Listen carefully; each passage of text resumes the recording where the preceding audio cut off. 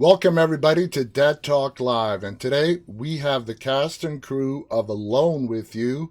We have Justin Brooks, Emily Bennett, and the legendary Barbara Crampton joining us. So I want to thank all three of you for coming on the show and talking about Alone with You.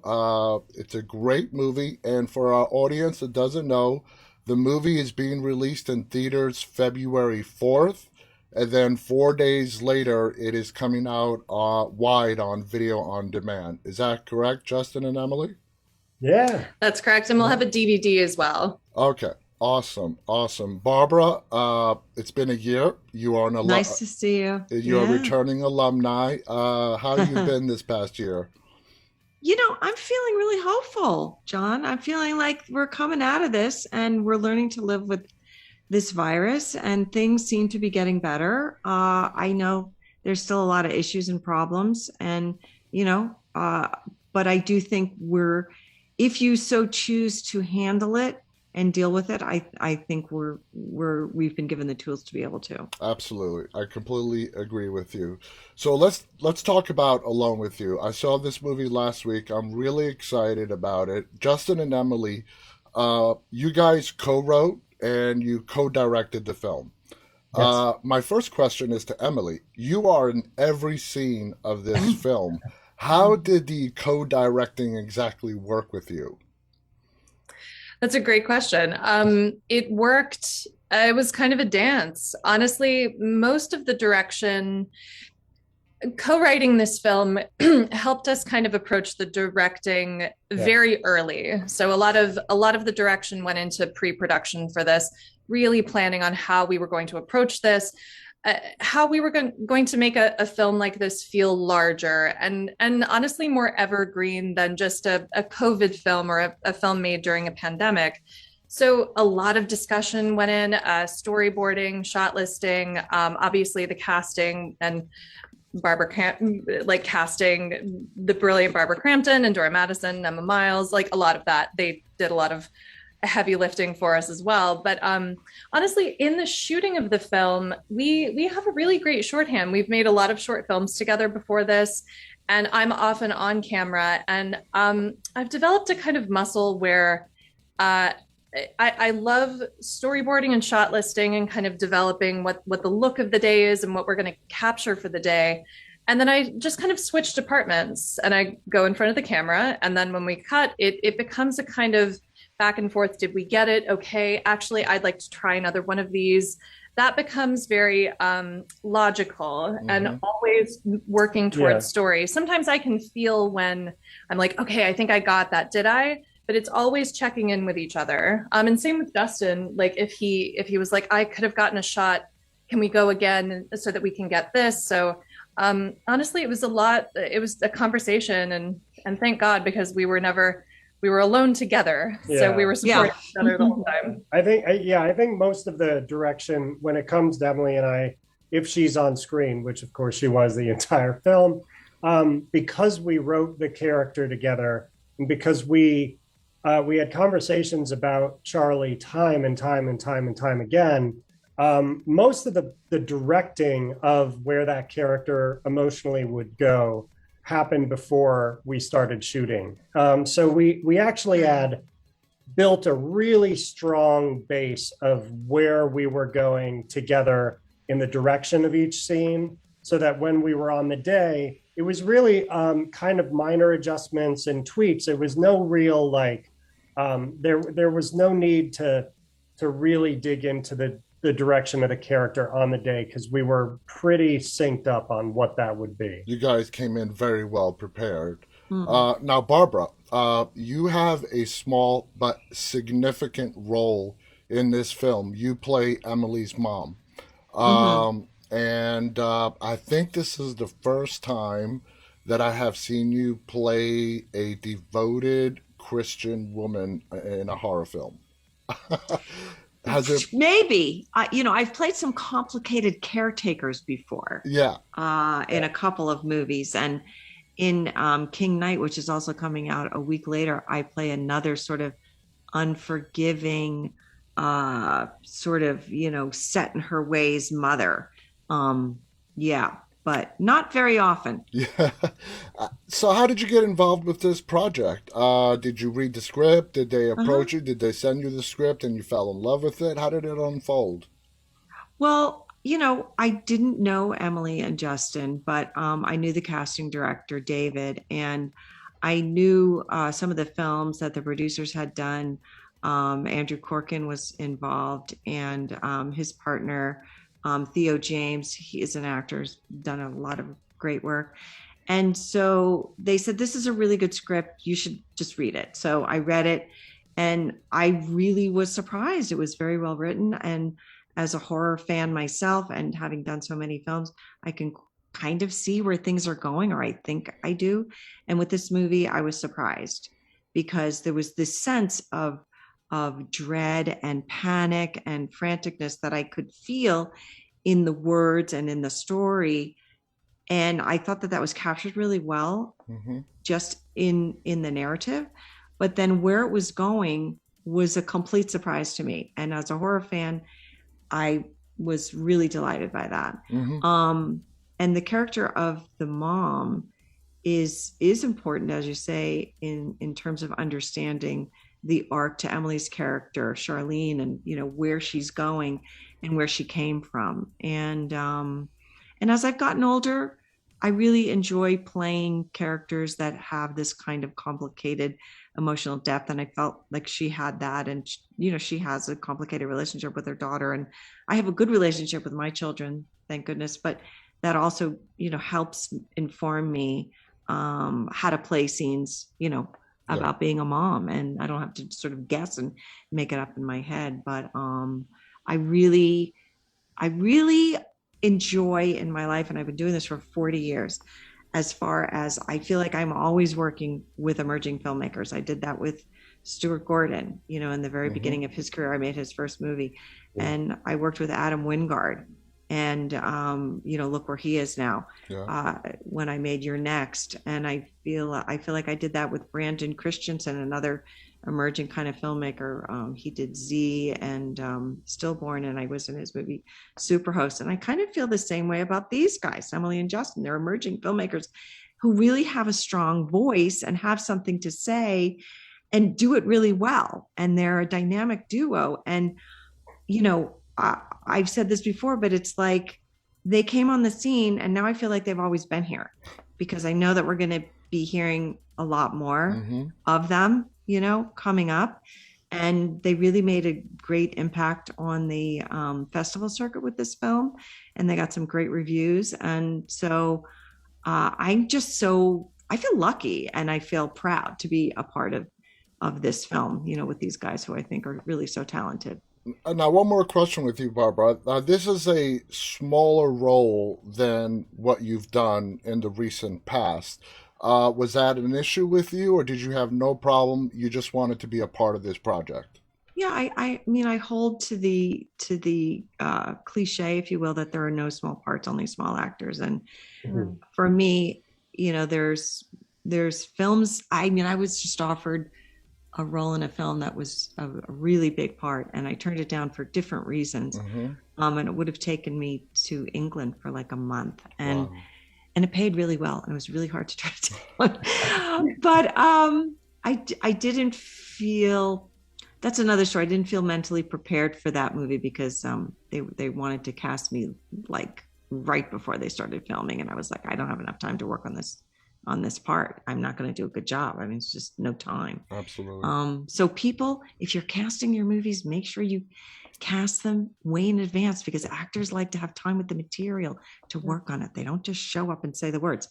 But I feel like if I'm going to accept a part, for me, I have to feel like I can support the filmmaker's vision and their story and what they want to say, because my job as an actor is to do that. It is Yes. to service the material. And if I feel like I can service the material and I think the material is good, and also for me, if it has something of an arc, if it has something that you understand, it has some beginning, middle, and end, then I feel better about my presence in the movie, whether I wasn't it's able big to or connect small. your Does it? device. That's Alexa. You know. I'm sorry. She likes to chime in. Alexa, we're having a moment here. Alexa, do not disturb. Yeah, so it doesn't matter to me. Is already enabled. I'm sorry. Go on. Yeah, She it doesn't wants to matter to steal me. the What show. she does. Yeah. Pretty soon the machines are going to take over, like in Chopping Mall. It's just gonna Exactly. Yeah. That's a great point. That's a great point. Yeah. But I have to say, like, while Barbara's time on screen is not, I mean, it's a small part within the film.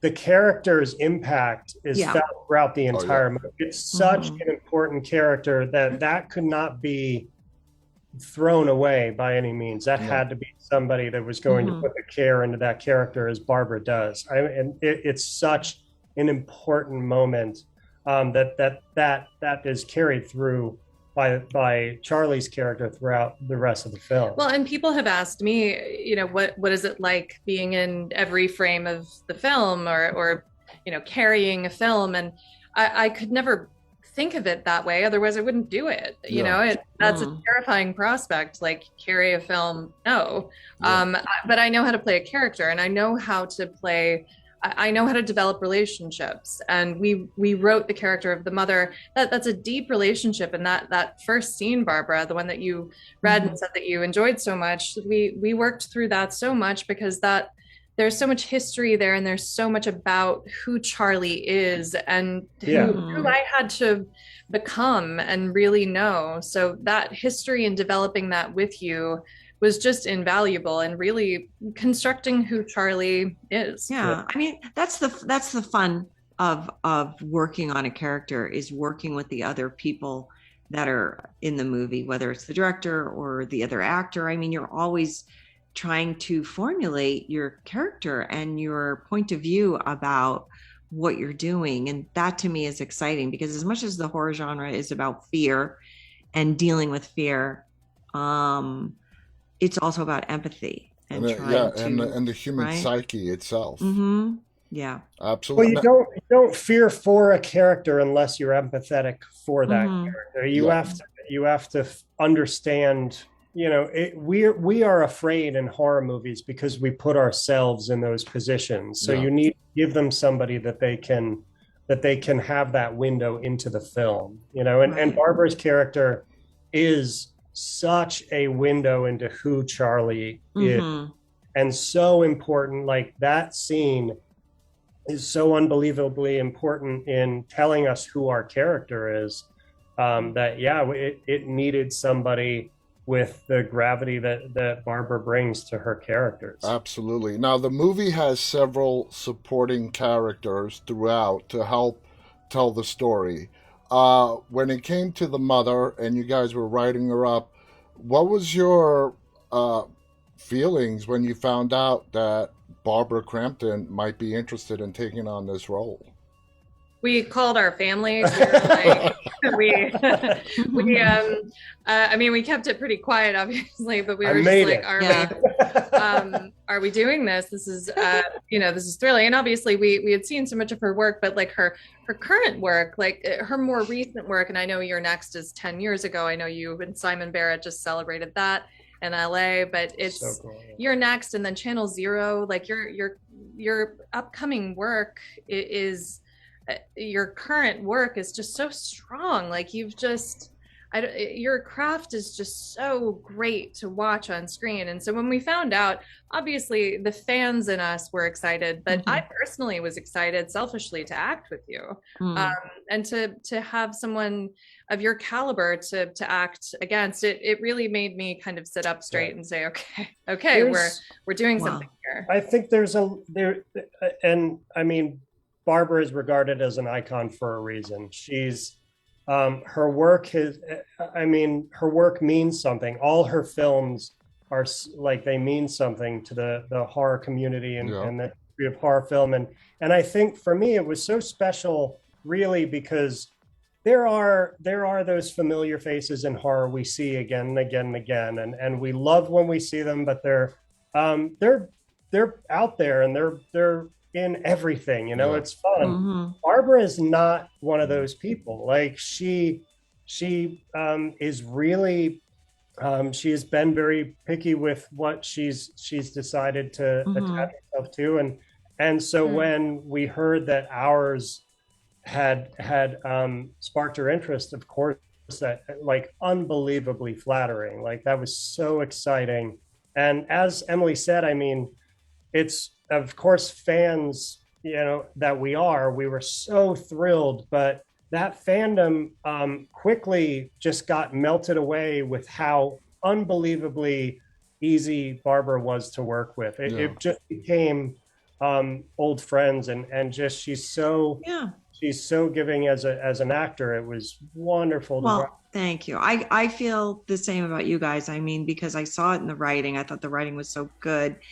And then when I met you and we were working together on Zoom and all three of us were together, I really felt like even in rehearsals, Emily was able to touch some parts of herself that I wouldn't normally see, just in a rehearsal. And I felt like you were really open, and there just has to be a give and take. And, for me, it's all about authenticity. Hmm. And and if you can authentically illuminate a character or use yourself in an authentic way, I think even that is really hard to get to.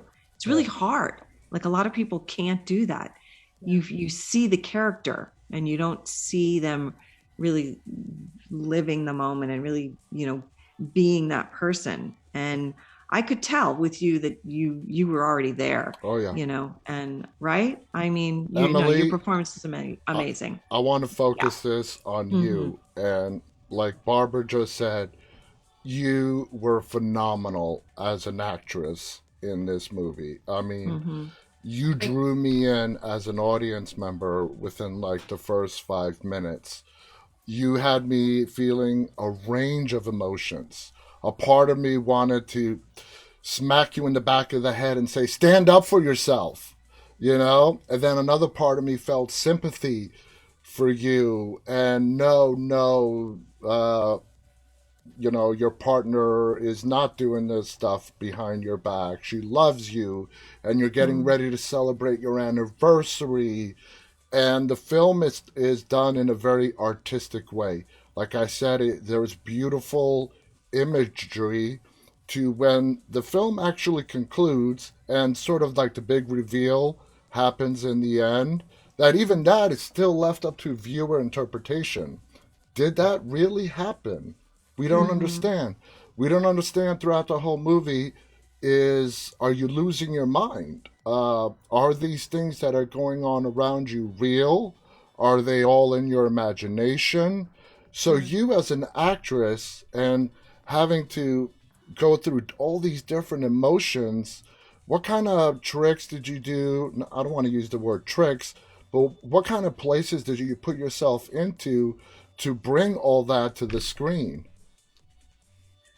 I really had to ground Charlie into a reality, quite frankly, because we take this film into very into surreality, into the surreal and the um yeah, like you said, the hallucinogenic, and so as I worked with Charlie, once we had written her, once she was on the page, I start mapping out the emotional journey through the film. In case we can't really shoot in chronological order, I need to know, on what day, where am I here, and in what context, so that the continuity of the film makes sense.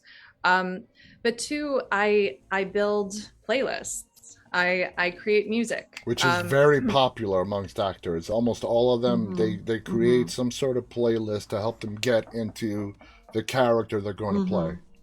Absolutely. And I learned that, I trained as an actor in London. I went to the Royal Academy of Dramatic Art, and I'm theater trained. So all of that theater background, some of it's useful on film, some of it's not, but the preparation is always useful. And so that was one lesson that my an instructor, D Cannon, always told me. And so I made a playlist, mine and Simone's playlist, and I got into a really romantic, this is the best night.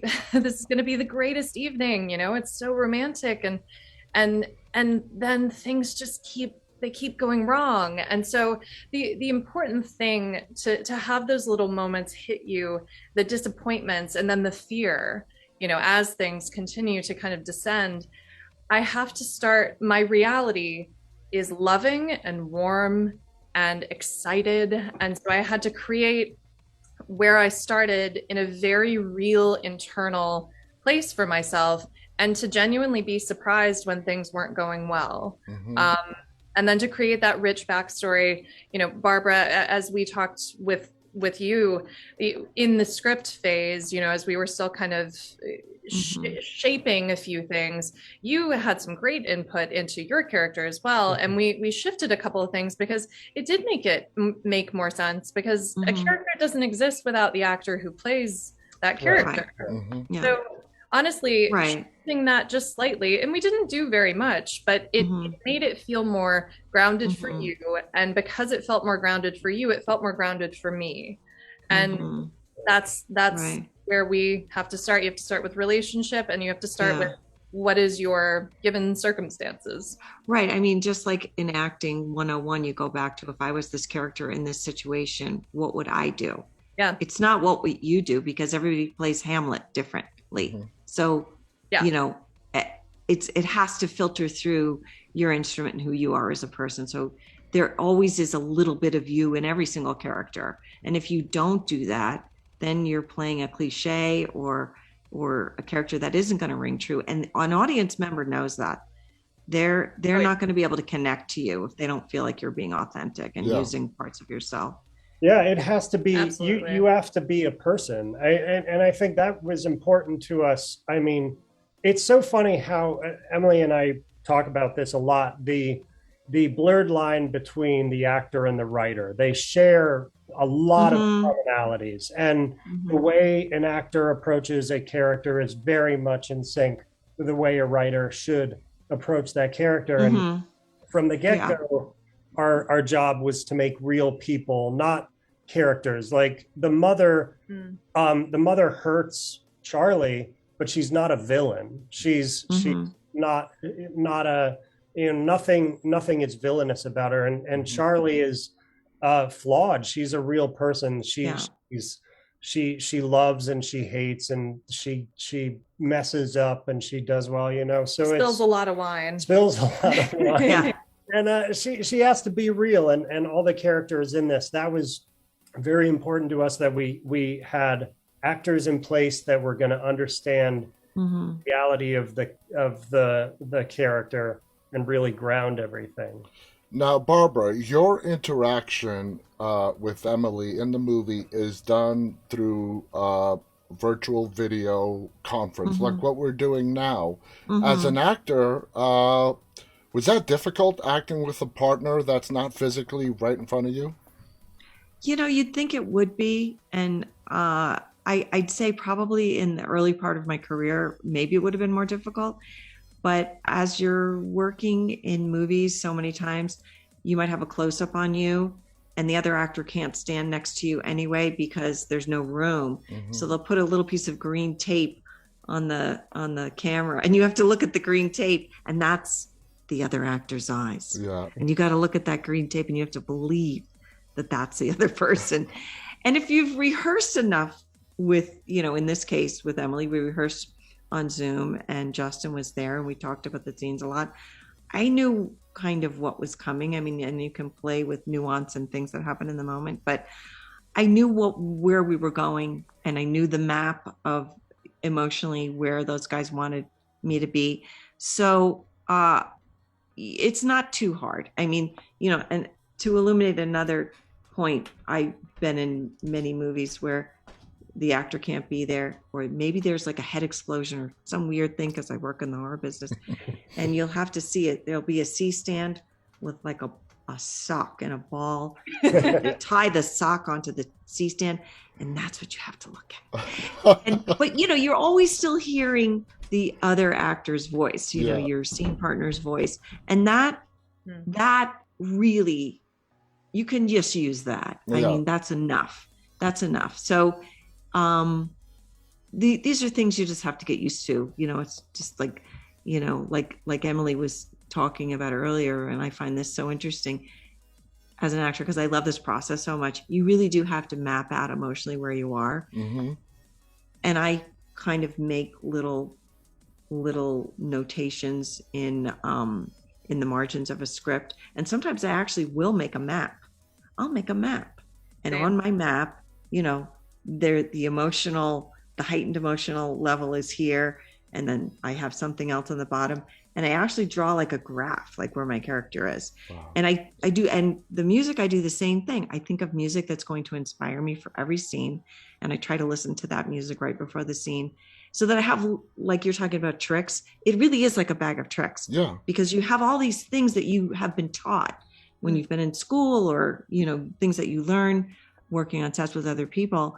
And then you can pull from those when you need them. So there's like different techniques that you can use while you're working. Yeah. And sometimes things work and sometimes they don't. I mean, sometimes I'll be in a scene with somebody and if for, you know, the gods are shining on us and, you know, everything feels right and the emotion is right. It's just there. Yeah. And other times you have to use emotional recall and think of something that happened in your own life that makes you sad or makes you mad or makes you happy or whatever. And then you have to use that little moment and then trick your brain and then focus it on what's happening right now. You know, you just try little things and something's always going to work as long as you have those bag of tricks, as you say. Wow. I mean, you are ultra, prepared and you do above and beyond. I mean, this is why I say you've got to cast people in advance.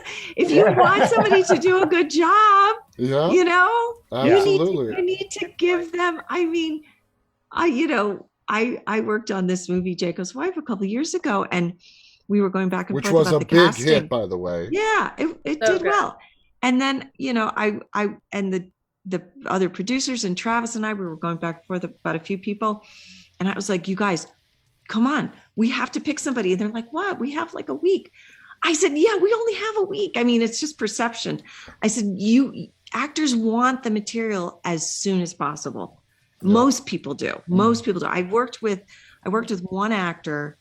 I don't know if you guys are probably too young to remember. Do you remember Stacy Keach, the actor Stacy Keach? Yeah. Do you know who he is? Yeah. I think I do. I'm not positive. Okay. Yeah. You'd have to look him up. He had a series called, forget the name of the series. Like, maybe somebody on the chat will say, oh, what was the name of that series? Anyway, I worked with him on a movie. He learned his lines in the morning while we were getting our makeup on. My camera. Thank you, my camera. And I didn't work with him on my camera. It was a movie, but I had several scenes with him and he didn't know what he was going to say until he got there. And that, you know, those kinds of actors, you know, they just show up and they're just them in every movie. Mm-hmm. Not saying he's not a good actor. I mean, he was a good actor and, you know, whatever, but I'm just not that kind of actor. Everybody has their own methods. Now, Justin, Emily, when it came to the third act, the end, the big reveal, how did you guys play with a lot of different scenarios on how you were going to wrap this movie up? Did you have a lot of alternate endings you were playing with, or was it always known this was how you were going to go? I don't want to sound boring, but I think we always knew where it was going to go. Yeah.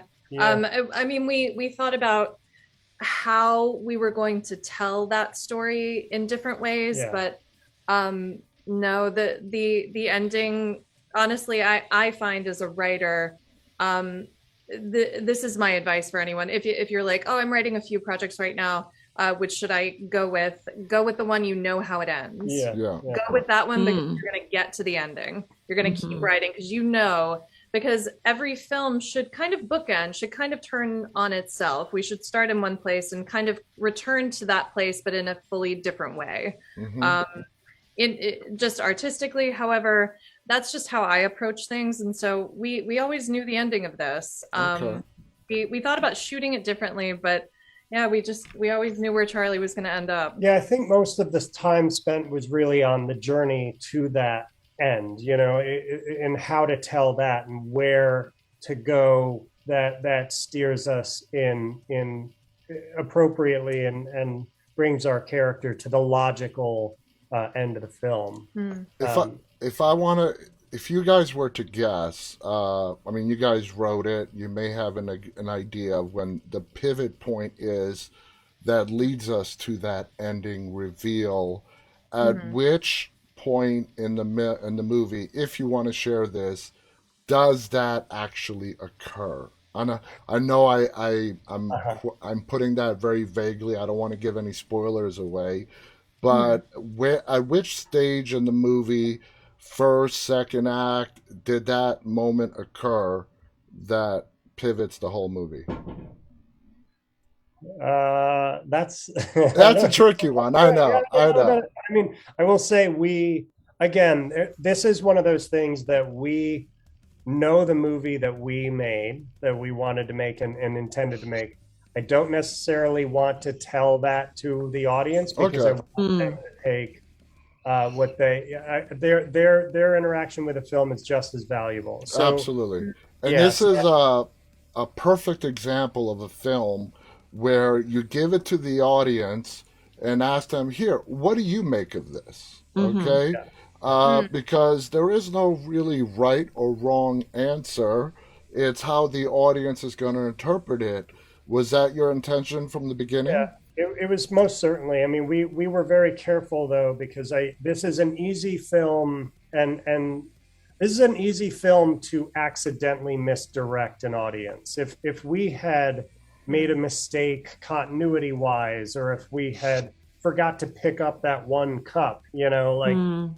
that messes with the audience's idea of what is going on. So Mm. what we planned on this also was a huge help when planning out the emotional arc, but we shot chronologically for that reason. Mostly Yeah. chronologically, as much as we could, just to. That's so nice that you were able Oh, to I do mean, that. I as mean, an actor, Barbara, like, what a gift. yeah.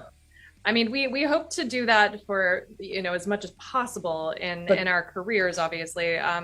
But it's this was important. this Yeah. this was very important, partially because we didn't have anyone to lean on for like physical continuity for literally, Yeah. pictures on walls and things like that. But I will say, in to answer your question, which isn't probably the answer you want. Um, Well, I'm we curious as a fan as to, Hmm. when that's why I asked it. Right. Well, I think that this film is very subjective. We're seeing this film through Charlie's point of view. Hmm. So I think as long as you follow her perception and her realizations through the film, I think she kind of she will guide you. Hmm. And I will say overall, we absolutely know the film we shot. Yeah. We know the film that we wrote. We know the film that we shot. I know fully what happens in this movie. We know fully what happens in this movie, but what we think doesn't really matter now because Yeah. it's about to be in Hmm. the world. Exactly. So we're not here to tell people, to teach people how to watch Yeah. this film. We want to Yeah. hear what they think. But I want to also I want the audience to know that nothing is without intention. Like we did not try to misdirect just to mess with anybody. This film is very intentional. Everything in it points Incredibly intentional. is a piece of its Hmm. storytelling. Well, you crafted it. Really think you crafted it, and also you can tell that by the way you shot it, and it looks beautiful. Hmm. For inside of an apartment movie, It it has is. a lot of different lighting cues. No, the imagery and a is lo- amazing. and the way the camera moves through the apartment is very impactful. I think people will be really surprised by that. Yeah, You know, yeah, I was. it's crafted. It's a crafted film, really. I You know, would go as far yeah. as saying it's a very artsy, art house Hmm. type Hmm. film because of the great cinematography behind it. Now, is Charlie uh, the product of her mother's strict religious upbringing? That is certainly her past and her reality when she was younger.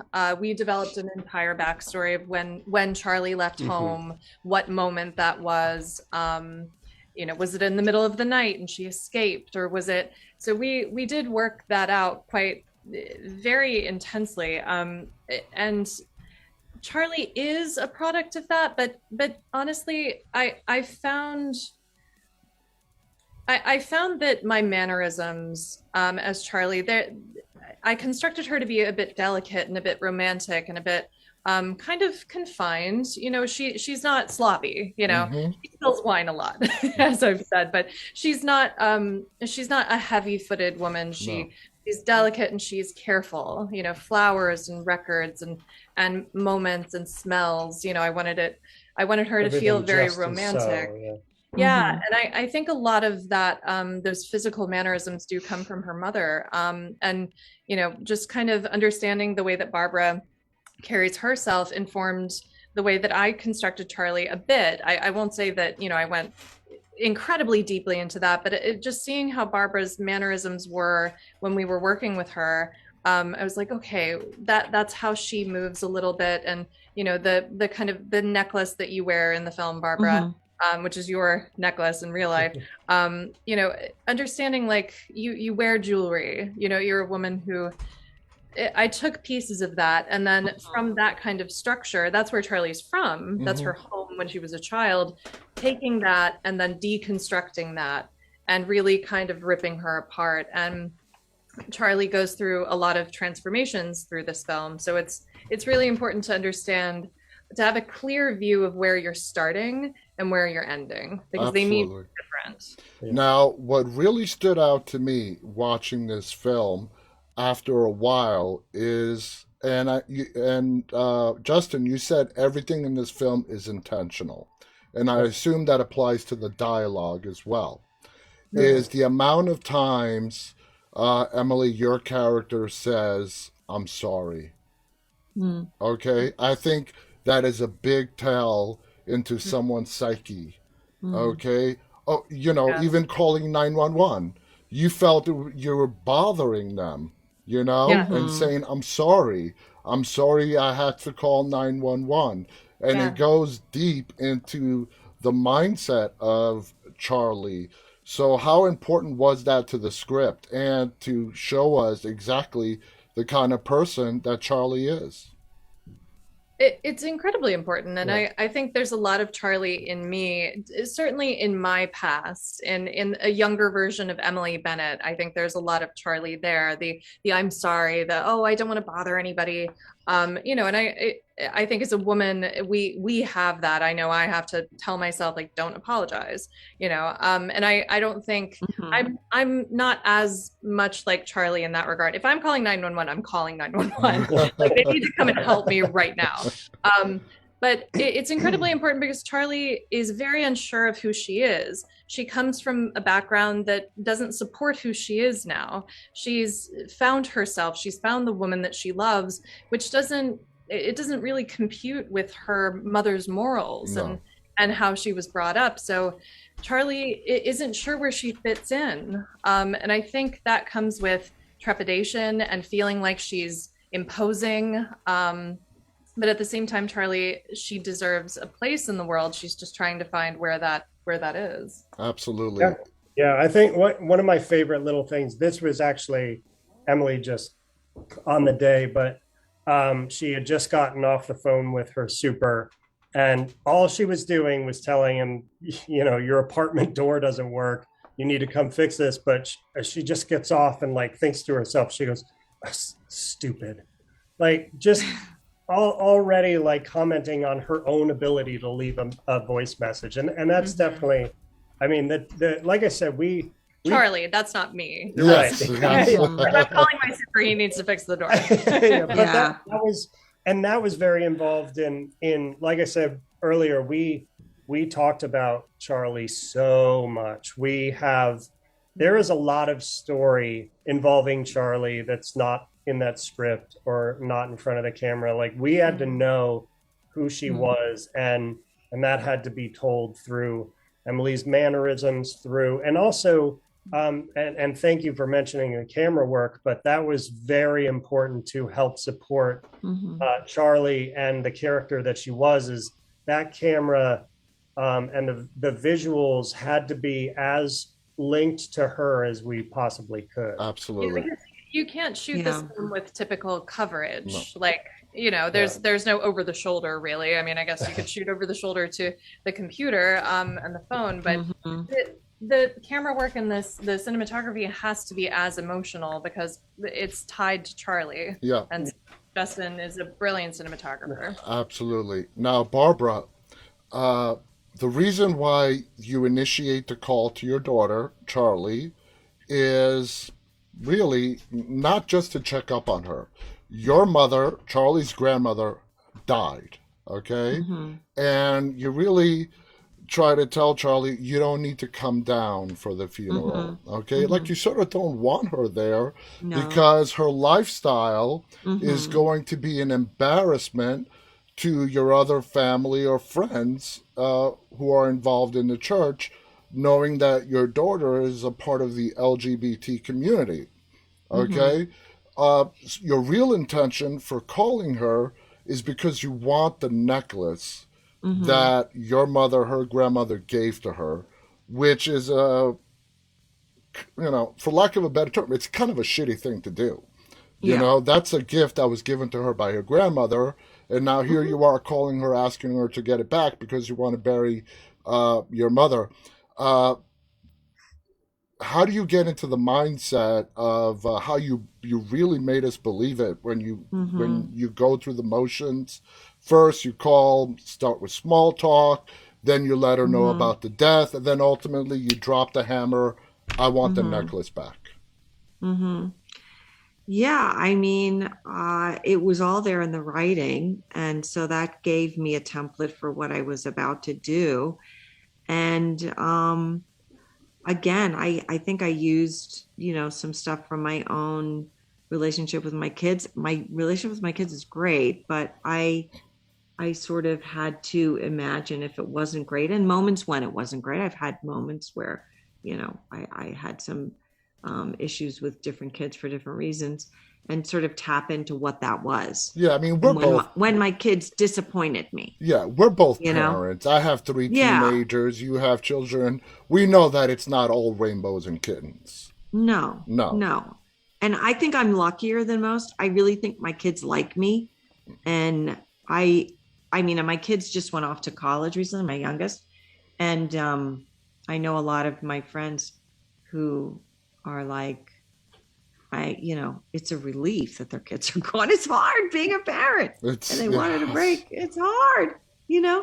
Um, but I miss my kids terribly because I have a really good relationship with them. And I'm empty nesting, and I'm having a little bit of a hard time with it, I'll admit.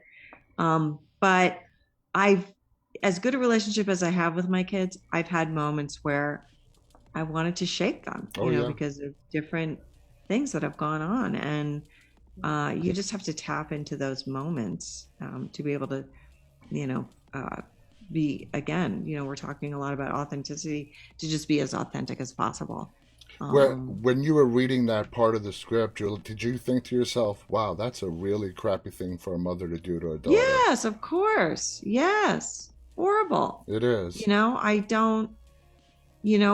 don't like my character in this movie. I can understand her, but and I have to find ways for her to be able to justify what she does, because every character can justify Yeah. what they do. Just like every person in life can pretty much justify what they do, even if they have a second thought about it later, or they think, oh, why did I say that to that person? I shouldn't have said that. And really, probably after the call, even, my character would say, oh, why was I so hard on her? Yeah. I ended the call like we've always ended. I mean, we just don't connect. And how terrible is that? And, I'm sure she has moments where she feels bad about that, but she can't help herself. No. No.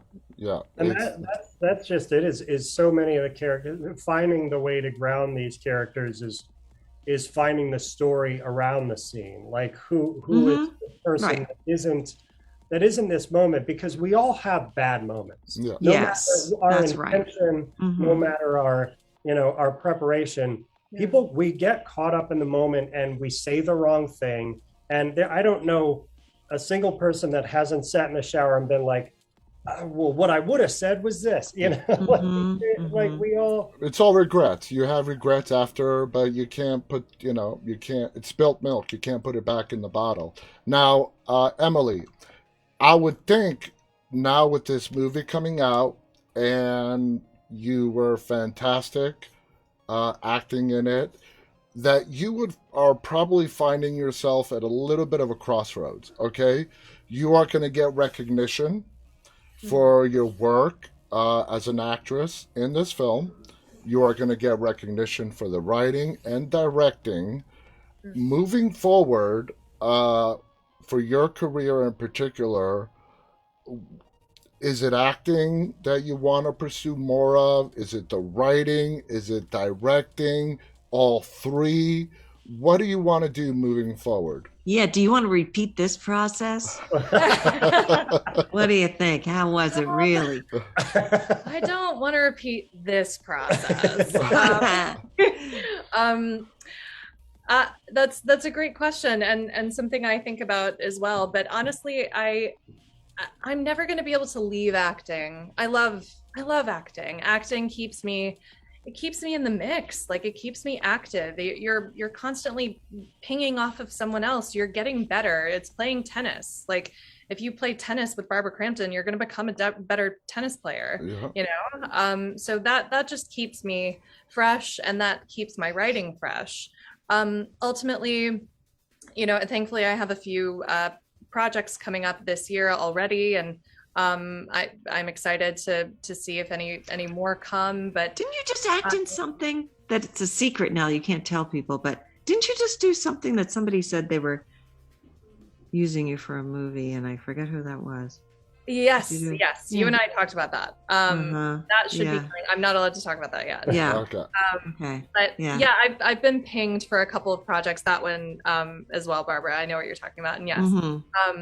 So I very much look forward to that. So I am not stopping acting by any means, but I am a writer. I have 8, 9, 10 feature film scripts that I've written solo. We continue to write. I look forward to becoming a full-time writer and director, honestly. And I will appear in various projects. I will be a little choosy, but I think, like Barbara is with her career, I think being choosy about your projects is a good thing. Yeah, it is.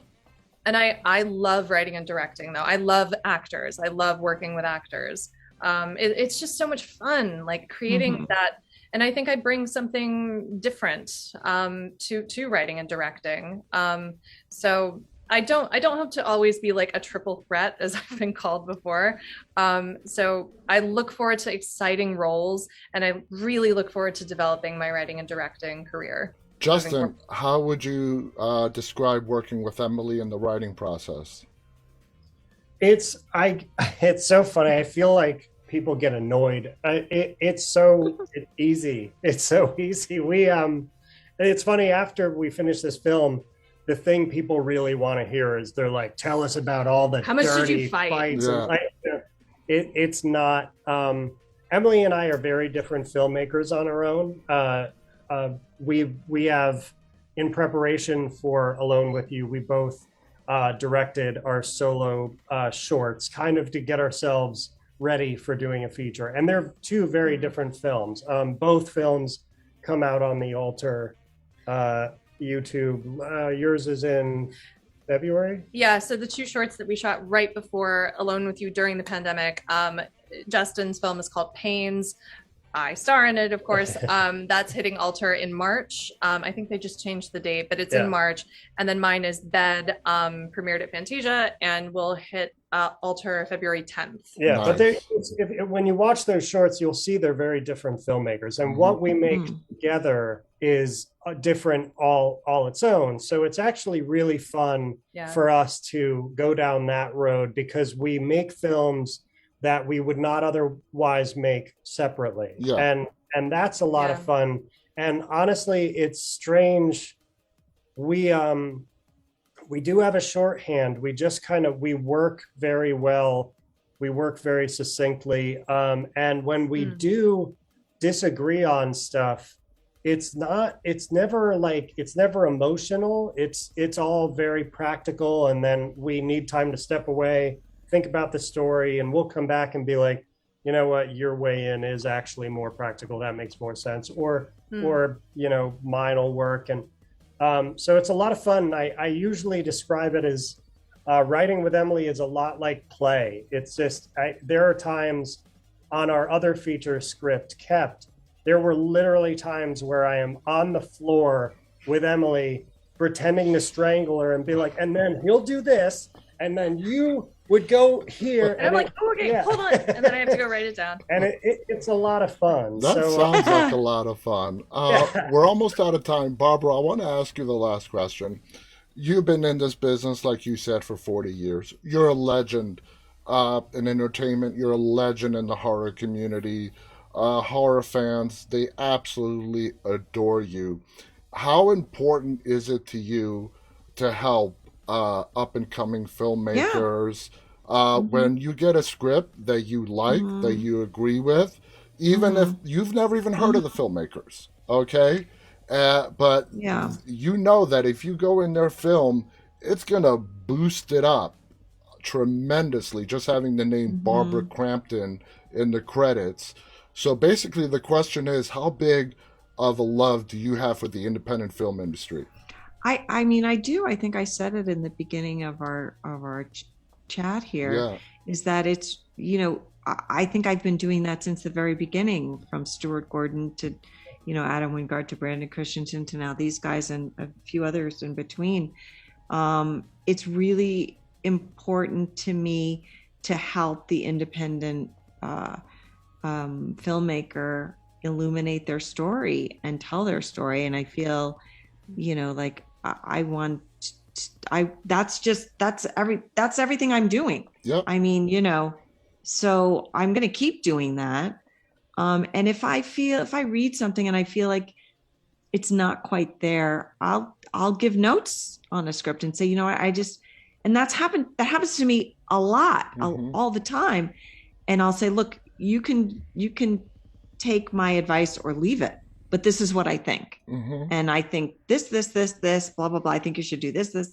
It's just my opinion, but I Yeah. think that will make your script better. And then potentially, because it's not just about having a great story with great characters.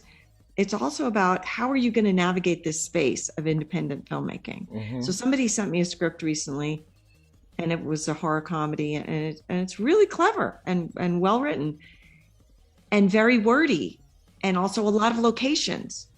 And I said, you know, this is more like television because it's very wordy. Film is more visual, so you need to cut your dialogue down, and you need to cut your locations because you're only going to have It's called a more cost little bit of money. money to Yeah. shoot this. Hmm. And it really hadn't occurred to this gal. She's like, oh yeah, I mean, and then there's a couple of other filmmakers that I've been working with for 2 years, and I don't know if I'm going to be in their movie or not, but I'm helping them along the way. I'm giving some advice. I can't keep doing that because I have my own projects that I'm also trying to navigate and trying to develop as well. But if I have time, any sort of help again, it's just my opinion of what I think. Surrounding yourself with good people, good producers, being able to shoot in a state where you're going to get a tax credit. Where are you going to go and try to pitch this movie? Where, different film festivals that you need to target. I mean, there's so much more than just writing a script. Yes. There's so much more that I've learned really from a lot of other people, even Yeah. in the last 10 years, because when I was first starting, I was just an actor and I stayed in my lane, but now I know a little bit more Oh, yeah. about things. So if I can help people, I try to. But that's my whole career, is working in That is independent what cinema. makes you the consummate professional that you are today, and the brilliant career that you've had and are having. So we're out of time. You guys have been great. This hour has just flown by. Guys, again, the Hmm. movie is called Alone with You. I'm assuming the theatrical release is going to be limited. Is that correct, Yeah, Justin? yep, limited theatrical on February 4th. Yeah. And we're actually going to be in attendance in Brooklyn. It's playing at Film Noir on February 5th as well. And we will We'll be be there, at yeah. the 7 p.m. show in Williamsburg, Brooklyn. So Oh, come that to- is so awesome. Coming from a native New Yorker, I think that's kick ass. So, Alone with You Guys is the name of the movie. Limited theatrical release November 4th. You don't have to wait long, 4 days later. It's coming out wide on video on demand. It's a great movie. You don't want to miss it. A lot of twists and turns. And I know a lot of you, well, most of you have not watched the film because it's not out yet. If you come back and see this interview again, a lot of it's going to make sense after you watch the film. I want to thank Justin, Emily, Barbara Crampton, of course. You're great as always. I want to thank all our viewers who are tuning in live and those who are going to watch this later on recorded. Any final thoughts you guys want to share before we go? I'm excited Yeah. for everybody to see the film, really. Yeah, and thank you, Barbara, for everything you do for independent cinema. Absolutely. And that goes not only for Justin and Emily, it goes for the fans too. Yeah. You are a great inspiration for the whole horror community. So thank you on behalf of the horror fans out there. I'm happy to be here. Thank you. Thank you. Guys, thank you for tuning in. Until next time, on behalf of Justin, Emily, and Barbara and myself, stay safe and stay walking. Bye, everybody.